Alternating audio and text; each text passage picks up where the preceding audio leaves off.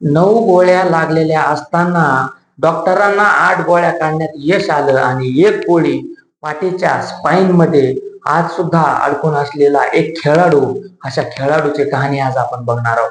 नमस्कार, मी अजमेर सर, जनता news India या channel मध्ये आपलं स्वागत आहे. व्हिडिओ संपूर्ण पहा. खूप प्रेरणादायी कहाणी आज आपण पाहणार आहोत आणि ही रिअल स्टोरी आहे. ही कुठली मोटिवेशनल स्टोरी किंवा आपण बनवलेली स्टोरी नाही. हे महाराष्ट्रातल्या एका ग्रामीण भागातील खेळाडूची कहाणी आहे, जो कुस्ती खेळतो, जो बॉक्सिंग खेळतो, जो आर्मी मध्ये जातो आणि पूर्ण जगामध्ये भारताचं नाव गाजवतो. प्रत्येक विद्यार्थ्यानं, प्रत्येक पालकानं, प्रत्येक शिक्षकानं आणि प्रत्येक परिवारानं पाहावी अशी कहाणी मुरलीकांत राजाराम पेटकर या चॅम्पियनची आज आपण कहाणी बघणार आहोत. तर मी चंदू नाही तर मी चॅम्पियन आहे, असा त्यांचा संवाद आत्ताच आलेल्या त्यांच्या चित्रपटामध्ये आपण बायोपिक मध्ये पाहिलेला आहे. त्यांच्याबद्दल माहिती जाणून घेऊया. हे आहेत मुरलीकांत पेटकर, जे भारताचे प्रसिद्ध महान खेळाडू आहेत. त्यांनी भारताचं पॅरा ऑलिम्पिक मध्ये 2दा नेतृत्व केलेले आहे, एक इस्रायल या ठिकाणी आणि एक जर्मनी या ठिकाणी. तर त्यांनी भारताला पहिलं वैयक्तिक पॅरा ऑलिम्पिक मध्ये गोल्ड मेडल मिळवून दिलेलं आहे. तर यांच्याबद्दल आज आपण पूर्ण कहाणी बघूया. चला सुरुवात करूया.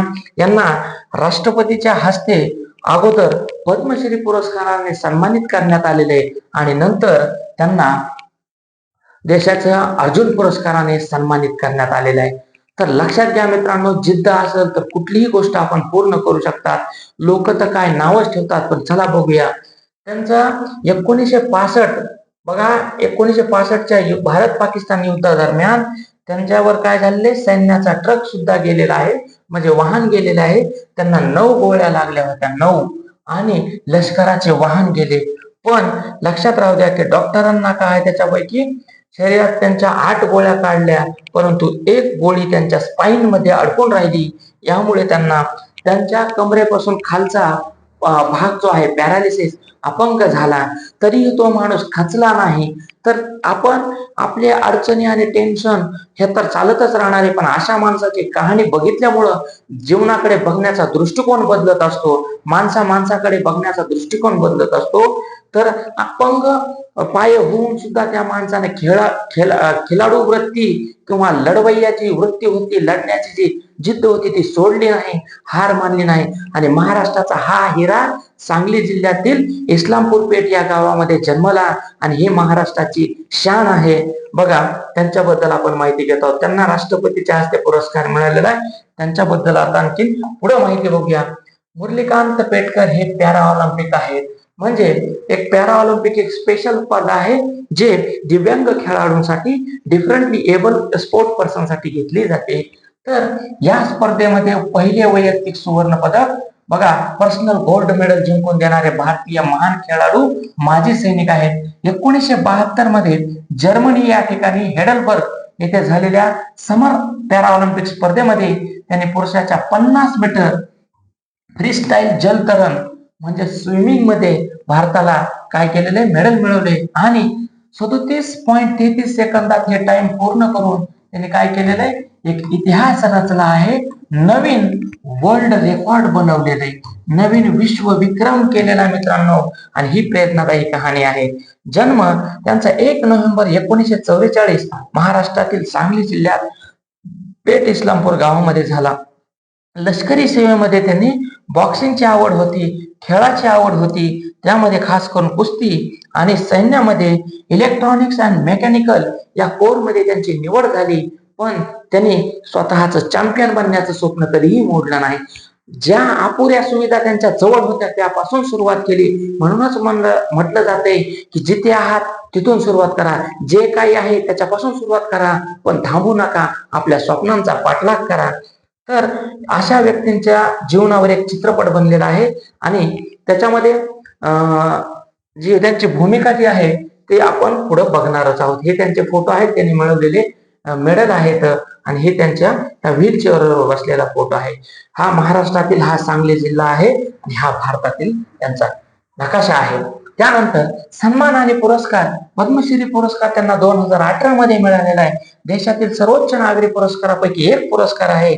आणि अर्जुन पुरस्कार त्यांना 2025 या ठिकाणी देशाचे राष्ट्रपती श्री रामनाथ कोविंद होते. आणि 2025 मध्ये श्रीमती द्रौपदी मुर्मू यांच्या हस्ते, म्हणजे 2 राष्ट्रपतींच्या हस्ते पुरस्कार मिळवणारा हा खेळाडू आहे.